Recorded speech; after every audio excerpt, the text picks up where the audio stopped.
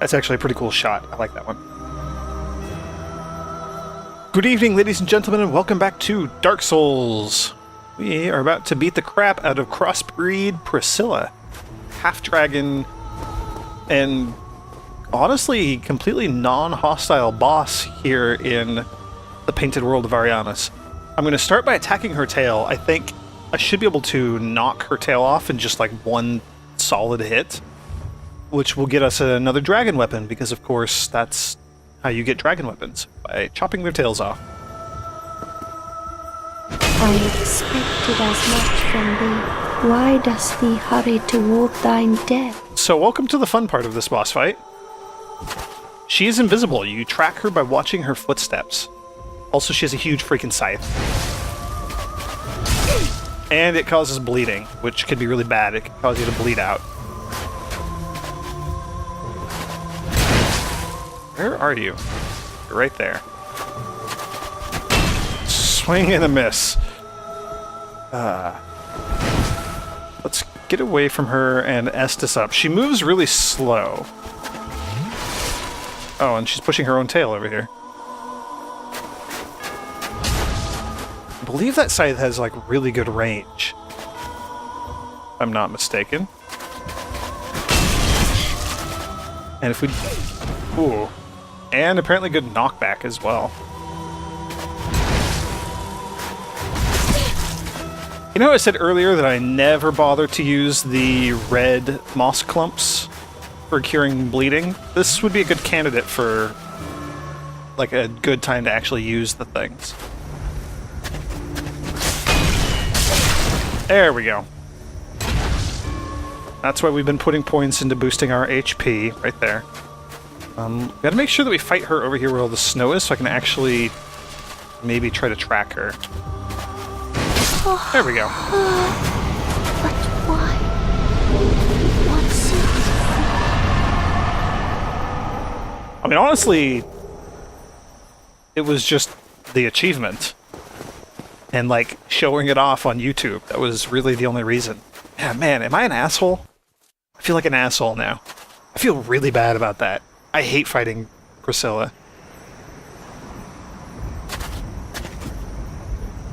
Alright. Leap of faith. Return to our own world.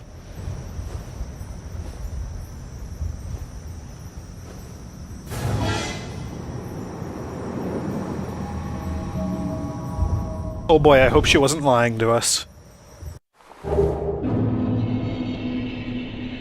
Homeward Bone! Now, here we are back in Orlando, and unfortunately, all of the Painting Guardians are alive again because we rested at the bonfire. I mean, it was kind of inevitable. But it is still unfortunate, because now we have to deal with them all on our way out. And I don't feel confident enough to just want to, like, run past them all without engaging them. Man, I love my new hat. It is the best. Oh, hello.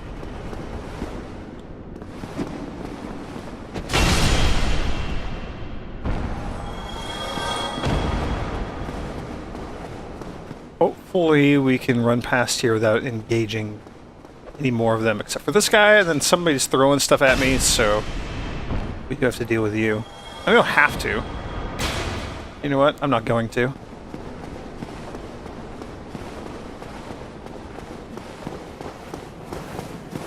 And we've actually activated the bonfire down below, so I don't need to leave the stairs here anymore. So we can actually move them.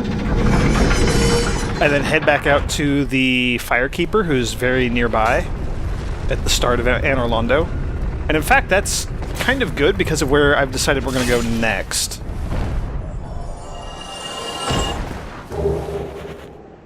Get a couple of throwing knives. Yeah, we'll go back this way. So we have a little bit of side stuff left to us. In theory, we could also head towards the DLC, Artorias of the Abyss, which is kind of a main reason for why I'm doing this Let's Play. So I want to show off the Artorias of the Abyss stuff. I think it's a lot of fun. It's also hard as hell. Holy crap. The DLC level is just unbelievably difficult. We could do that. We could work towards that. We also, when we placed the Lord Vessel on the Lord Vessel Shrine thing, I don't know what to call that, we saw a little cutscene of 3 orange fog walls turning not orange. So we can go do that. So that's 4 things total that we can do. And then, yeah, as I mentioned, there's just a bunch of little side stuff left that I haven't gotten around to, or that I've forgotten about. For example, killing the other giant guy that pulled on the chain and raised the gate in Sen's Fortress. I pointed that one out, and then we never did anything about it. We could definitely go fight that creature. I don't think that's what I'm going to do. Well, I mean, I'll do it eventually, but we're not going to do that now. No, we're going to head up there. That tower up there, that is the Duke's Archive. The Tower of the Duke. And we don't know who the Duke is. We all know who the Duke is. See the Scaleless. The dragon was made the Duke for helping Lord Gwyn. Can I just kill you? Yeah! That was a really lucky jump. That could have ended quite poorly for us. So we're going to head up here. We're going to do this area first. And this will get us one of the 2 items that we need to get into the DLC. We'll do the DLC probably after this. I may or may not do the Tomb of Giants afterwards, which is the area where it's pitch black down below the catacombs.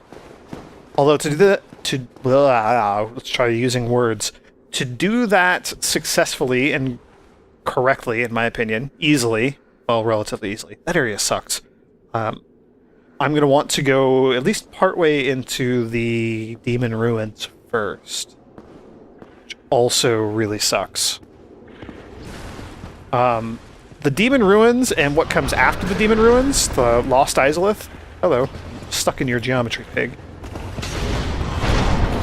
Here, can we just kill you?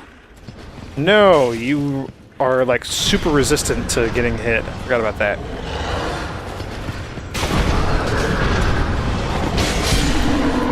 There we go. These boars are rough. We would have to go partway into the Demon Ruins where we went before. It's where we fought Ceaseless Discharge and a bunch of the Taurus demons in an attempt to get this axe that I'm using to drop. Oh good, we get another one. I want to do that one last, ultimately, that whole area. Not the whole area. The bulk of that area I want to do last, because that's where we will finish off the Knight Solaire's quest, and Siegmeyer of Katarina will do a very significant portion of his quest there as well. And we need to do stuff in Duke's Archives first. So that's kind of my reasoning. Duke's Archives, and then the tomb, well, and then part of the, well, we'll do the Demon Ruins, I guess. At least part of those.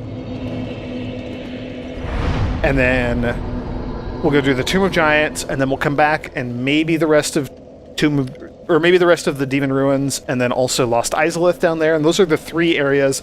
And then I'm going to fit the DLC, Artorias of the Abyss, in somewhere. That's the plan. In the meantime, I have this creepy thing on my head. It looks like it has, like, blood stains on it. Like, is that what those are?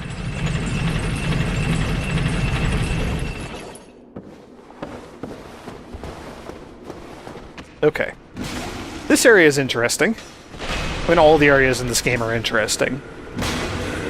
The interesting property of the Duke's Archive is that everything is crystallized. And we'll learn why maybe as we go.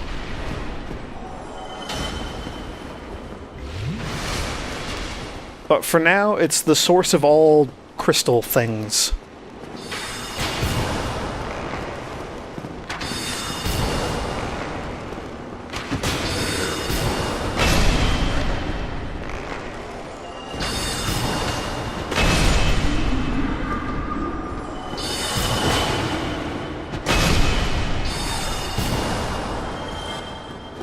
Alright, this creature right here... Oh, hello. That was not cool. It's trying to explain something.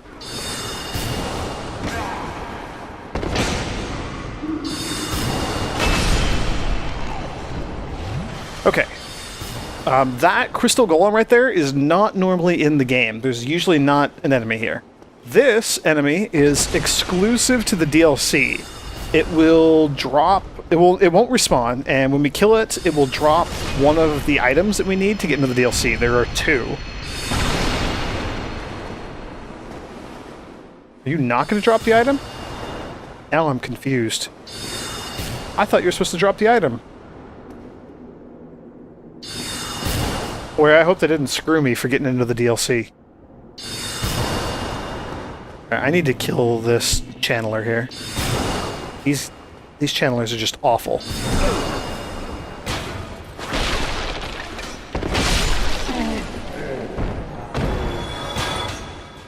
I'm perplexed. I feel the need to go check something now.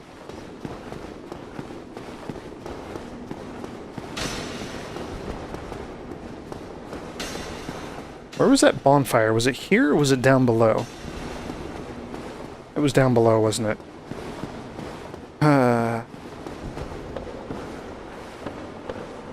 That's okay. We'll take a little trip. No big deal.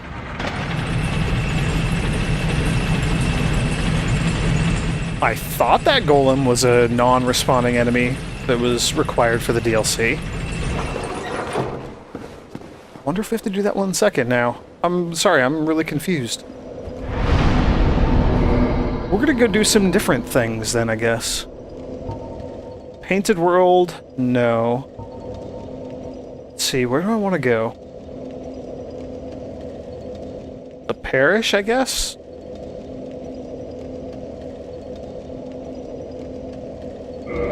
Yeah. I guess so.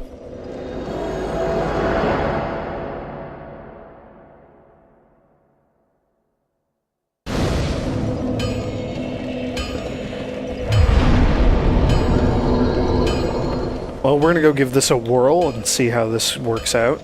Hopefully it does. I'll be really sad if I just screwed up and now we can't get to the DLC. That's what I'm worried about right now.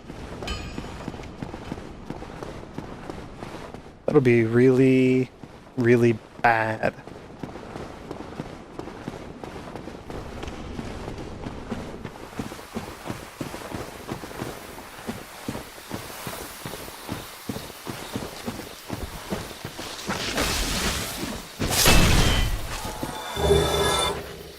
I am going to loot these trees because there's a chance I can get the blooming purple moss clumps, and that would be really awesome.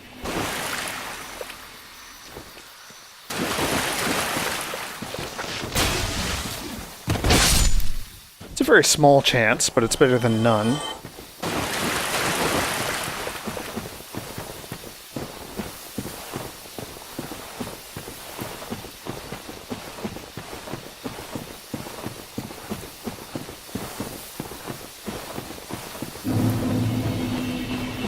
Dark Root Basin.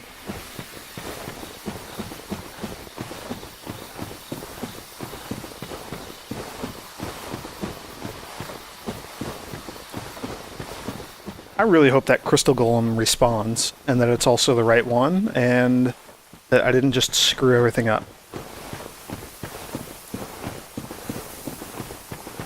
Okay, I don't think I've actually been over here. So, if we keep going down, there's a switchback over there. We go down that way, that's where we fought the Black Knight, and then that's the tunnel to the Valley of the Drakes. We're not interested in going that way, we're going to go this way.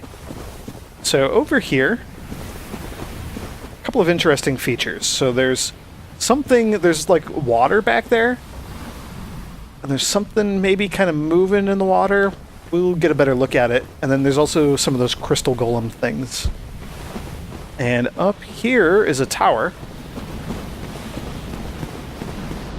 We opened this door earlier. This is where we fought Havel the Rock, back in like one of the very early first like 3 or 4 videos of this series. It was a long time ago. Oh, awesome! I can kill him in 1 hit. And they give me blue titanite chunks, which are completely useless for me.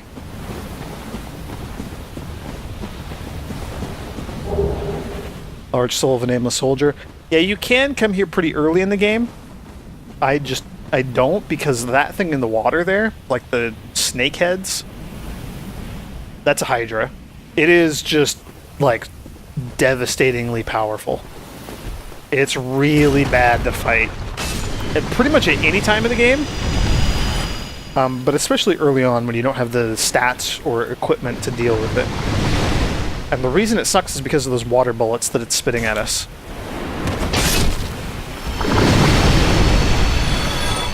Those hurt.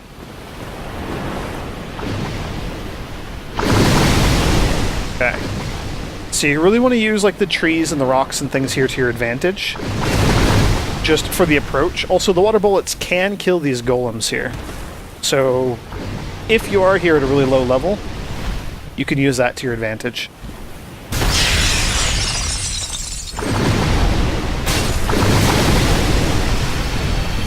Man, even with my crazy high stability, those things just send me rocketing backwards. Alright, tip number 2 for getting close to the Hydra, Serpentine. You want to zig, and you want to zag, and you want to do that a lot.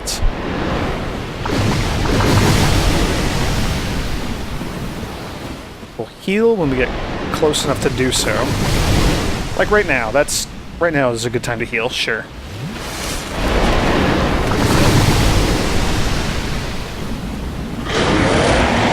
Alright, it's roaring, which means it's going to do the head attack. Which is awesome, we can knock a bunch of its heads off.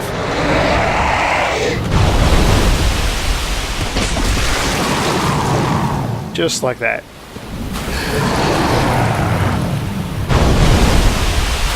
And you gotta be careful, I don't want to get too close to it, because there's a point up here where the water just drops off there. You can kind of see that line. If we go past that line, we die. It's just a pit of death.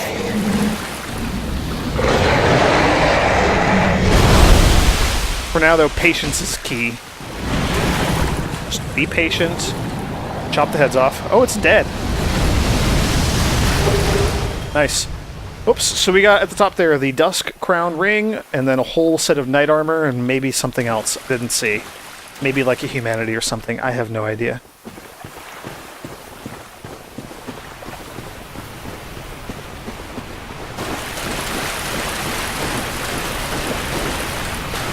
Okay, you know what? We're gonna equip the rusted iron ring real quick. And give us a chance to actually move around in here. Okay, so that thing's dead. Here's a ladder. This is interesting, because this ladder will actually take us up into the Darkroot Garden, beyond the door where we had to pay 20,000 souls to use the Crest of Artorias. So if you don't want to spend those 20,000 souls, you can come down here, fight the Hydra, and then climb up that ladder instead. And I believe it drops you off in the area where, like, around where the cats are. Those cats with, like, the creepy, huge alligator mouths that roll at you and then take bites and have, like, way more range than they should have.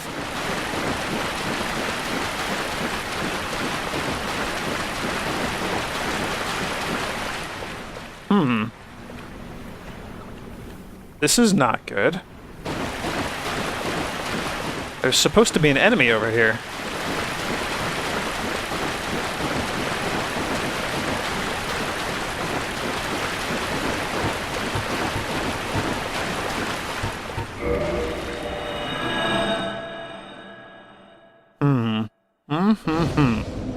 This is perhaps not good.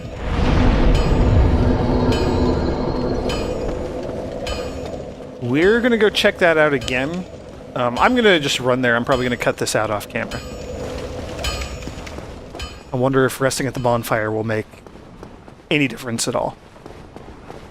I hope it makes a difference. This could be very, very bad. Alright, I'm back. I really hope that that golem is over here. Okay, phew, there it is.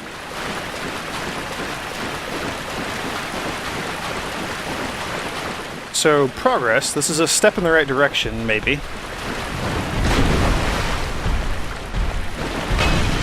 Oops. Didn't mean to do that. So this is a special gold-colored crystal golem thing. It hits a bit harder. It has a bit more HP. It has a lot more HP.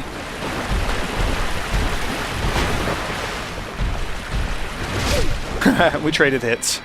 It's okay, I won. And you turned into a person. Hooray! Hello, do you like my hat? Oh, you have a weird hat of your own. Can we get a better look at your hat? No. You're gonna keep turning your head. So, it is thou who rescued me. Most gracious, I am deeply obliged. I am Dusk of Ulasil. I cometh from an age long before thine. I cannot stay here for long. So, before I disappear, allow me to ask one thing. My home, Ulasil, is the home of ancient sorceries. My hope is to pass this profound knowledge to thee, with thine approval. Would this be of assistance to thee? Actually, you know what? That's fine. Sure. My heartfelt thanks. I'll let you sell me stuff. I am pleased beyond words. Then I shout, engrave my signature. If thou art in need, pray summon me from my signature. It seems that my time is done. May the great flames guide thee.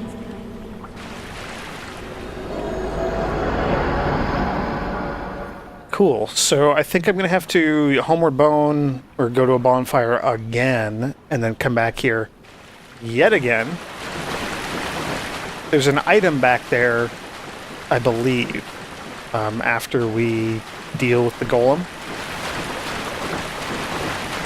I think it needs a chance to spawn, though, which means we need to reload the area.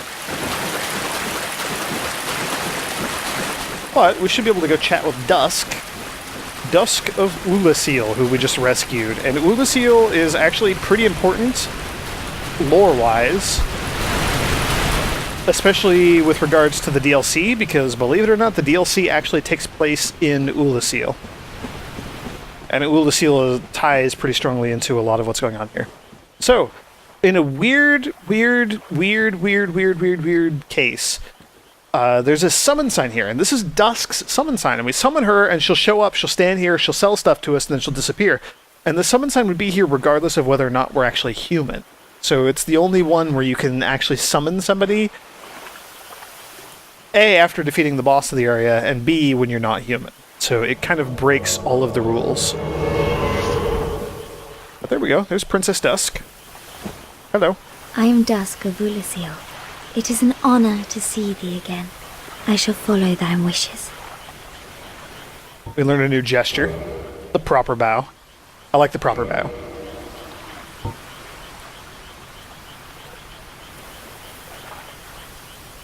For a very long time, I was trapped within the crystal golem. From my home I was taken and banished to a plane of distortion. It was there that thou came to my rescue, long after I had relinquished all hope. So gleeful was I. My faith reneweth. The sorceries of Ulasil differ from the magic of thine age. It is difficult to explain. Ulasil's sorceries are, what doth one say? They're somewhat of an approximation. Thine sorceries are more straightforward, negating all but thyself. Dost thou not find some fascination in these discrepancies? The sorceries of Okay, that's all she's got to say. Her sorceries are indeed very different. So, as opposed to like Big Hat Logan's sorceries or his apprentice or just generally any of the other sorceries in the game, which are like Soul Spear and Soul Arrow and those sorts of things that just do damage, these are all, like she says, they're approximations. Their use is a bit fuzzier. So, Hidden Body will turn you invisible. Although perfect invisibility is unachievable due to the risk of dissipation, the caster need only stand still for a moment to blend into environs with astounding camouflage. So this will make you blend into whatever your surrounding is. Interesting for PvP. Cast Light, great for the Tomb of Giants. An ancient sorcery of the Lost Line of Ulasil cast a bright light upon surroundings. This light-producing sorcery is elementary, but nonetheless demonstrates the achievements in mysticism of Ulasil. Such magic has not been developed even in Vinheim. So Vinheim is where the other sorceries are created in our age. The Vinheim Dragon School of Sorcery. And they don't know how to do any of these sorts of things. So it's kind of interesting. Repair, it just will repair whatever equipment you have that is equipped to you. So weapons and armor and things that you have equipped. Really interesting idea. Chameleon. This will turn you into, not invisible, but it'll turn you into something inconspicuous in the area. It'll turn into a pot or a rock or a plant or something like that.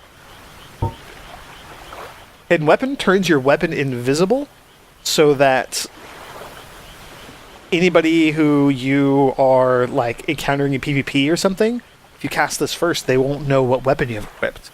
Which could be interesting if you're using like the Shodel, which is the curved sword that can go around shields, even if somebody's trying to block.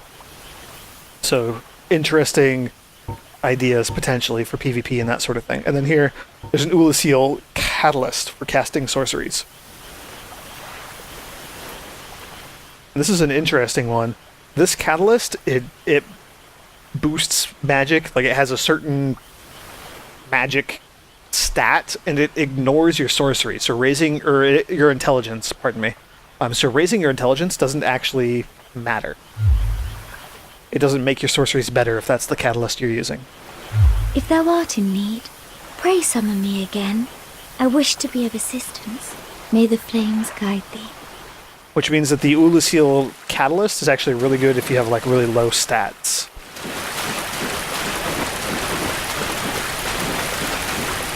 Oh, this is irritating. I'm going to, Homeward Bone back again, and I think I'm going to run back down here again to pick up the item off the corpse, which is hopefully there, because this is how we get the other DLC item.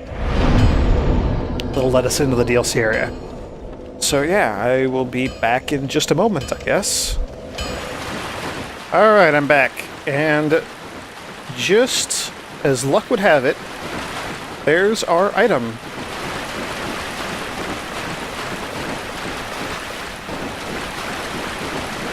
Boy, I'm so glad that we got this and I don't have to keep running back and forth between these areas. Good grief. That's Crown of Dusk. That was all of Dusk's stuff. Which means we have that goofy looking hat that she has.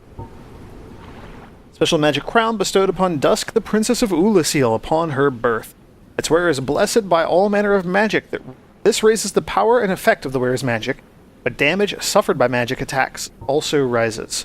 So you take extra damage, but you take extra magic damage, but you also dish out extra magic damage. That was not what I was expecting. I was expecting an item. Alright, you know what? I'm sick of all this running around. I'm going to go ahead and end things here. Thank you all for joining me, and may the grace of the Twilight Dragon be with you. Alright, I'm back at the Duke's Archives really quick. This is right after we freed Dusk. I just came back here. So there we go, we got the broken pendant. So you have to rescue Dusk. You may or may not need to pick up her armor, like her crown. I can't remember whether that part is optional or required. But you have to do that first in order to get this thing to drop the pendant. Which, whoops, apologies. Oh man, I got so much crap in here. There we go. Broken pendant. Broken stone pendant, deeply enchanted, half of a broken stone pendant. The vine appears to originate from Ulasil. Ooh. Powerful magic can be sensed from this ancient stone, yet men of this time can neither manipulate nor sense its power, which has a distinct air consisting of both reverence and nostalgia. So we got that, which means we can do the DLC. All is not lost. Huzzah! And so forth and so forth. So, cool. We now have that. And I think we're going to end up doing Duke's Archive stuff in the next episode. So thank you all for joining me. And may the grace of the Twilight Dragon be with you.